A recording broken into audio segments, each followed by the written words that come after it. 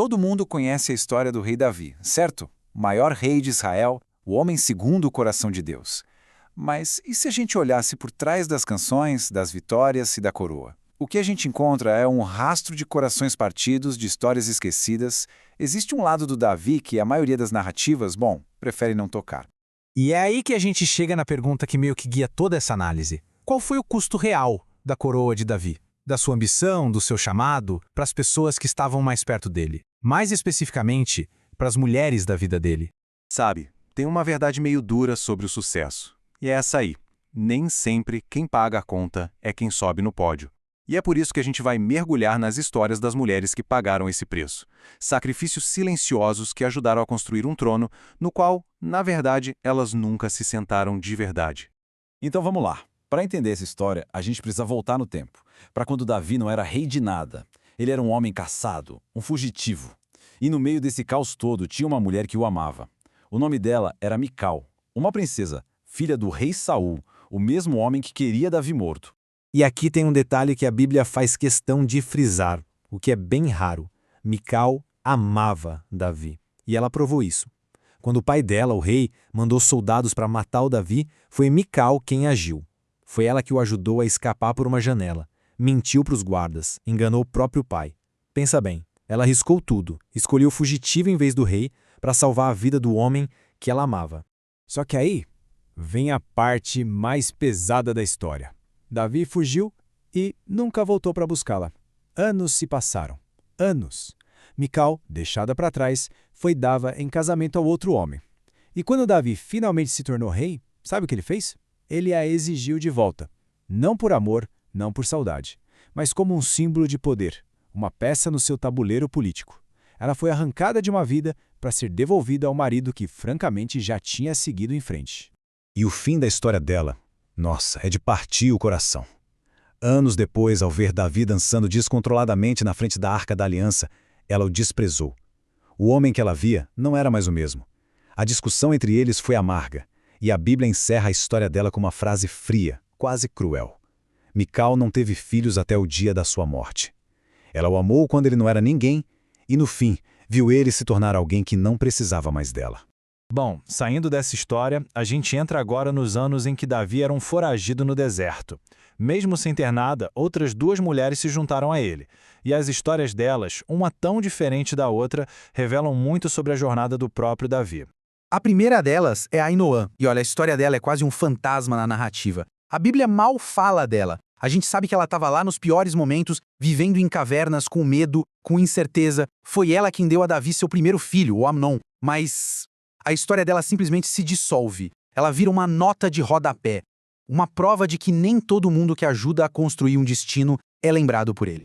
Mas aí surge uma outra mulher completamente diferente, a Abigail. Ela era casada com um homem riquíssimo e, bem, muito tolo, chamado Nabal. Um dia, Nabal insulta Davi publicamente. A resposta de Davi? Fúria imediata. Cego pelo orgulho ferido, ele jura que vai massacrar todos os homens da casa de Nabal.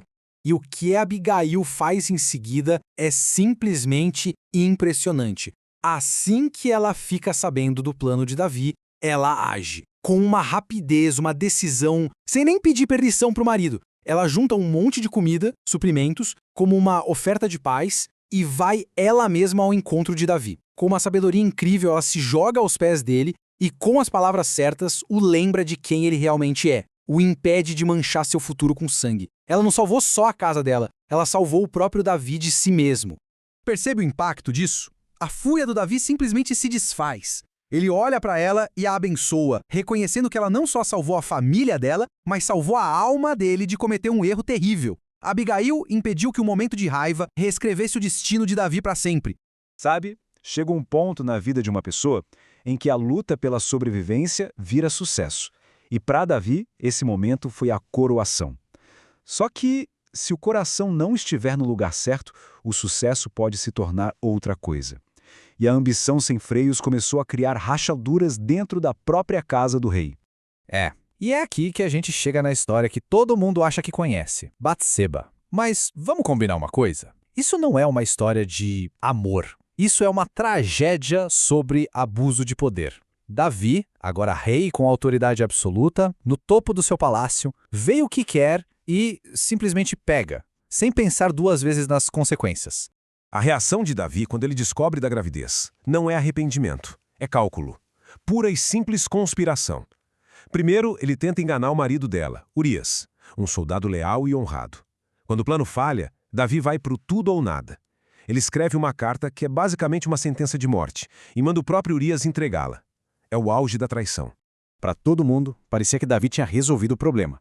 O marido morto, a viúva consolada, tudo certo. Mas lá de cima, a história era outra. E a Bíblia nos dá essa frase, simples, mas que pesa uma tonelada e muda tudo. Mas o que Davi tinha feito desagradou ao Senhor. E a consequência, ela vem. E vem rápido. O filho que nasceu dessa união morre. Batseba, que já tinha perdido o marido de forma trágica, agora perdia o seu bebê. A dor dela é quase um sussurro no texto bíblico, mas a gente consegue imaginar o tamanho. O perdão que Deus deu a Davi depois não apagou a perda dela. Sabe qual é uma das maiores mentiras que o poder conta? É aquela de que o que eu faço em particular é problema meu. Mas o pecado nunca fica onde a gente planta. Ele se espalha. E na casa de Davi a conta finalmente chegou. E quem pagou primeiro foram as mulheres mais vulneráveis. Lembra daquela profecia de que a espada nunca se afastaria da casa de Davi? Pois é, ela se tornou real, da forma mais cruel possível. A filha de Davi, Tamar, foi traída pelo próprio irmão. E o que Davi fez? A Bíblia diz que ele ficou furioso, mas não fez nada. Sua omissão, sua inércia, deixou Tamar viver o resto da vida como uma mulher desolada, sem justiça, sem futuro, quebrada por dentro. E como se não bastasse, a tragédia continua. Anos mais tarde, quando seu filho Absalão se rebela, ele humilha publicamente as concubinas de Davi. Elas não tinham nada a ver com a briga política. Foram usadas como armas. E o pior? Quando Davi volta ao poder, em vez de restaurá-las, ele as tranca, isoladas, pelo resto da vida. Elas não fizeram nada de errado, mas se tornaram um dano colateral no legado de um homem. Então, quando a gente junta todas as peças, o que a gente vê? Mical pagou com a solidão, Ainoã com o esquecimento, foi apagada da história, Batseba com uma tragédia que marcou sua vida para sempre, Tamar com seu futuro destruído, as concubinas com sua dignidade roubada. O pecado que parecia privado teve um custo público altíssimo, pago por mulheres inocentes. E é daqui que a gente tira a lição mais dura da vida de Davi. O chamado de Deus não é um passe livre para a integridade pessoal. A unção não elimina a necessidade de ter caráter. Talvez a coisa mais perigosa do mundo seja escolhido por Deus e ainda assim continuar quebrado por dentro. Davi conquistou cidades, mas nunca conseguiu conquistar a si mesmo por completo.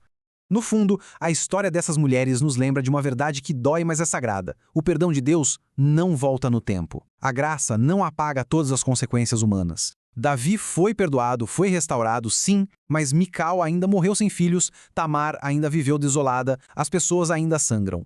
E é por isso que essa história está na Bíblia. Não é pra gente simplesmente condenar o Davi, mas pra gente se olhar no espelho. No final das contas, Deus não se importa só com as coroas que a gente usa. Ele se importa com os corações que a gente guarda e com as vidas que a gente toca no caminho. Então a pergunta que fica é: o que o sucesso de cada um está custando às pessoas ao redor?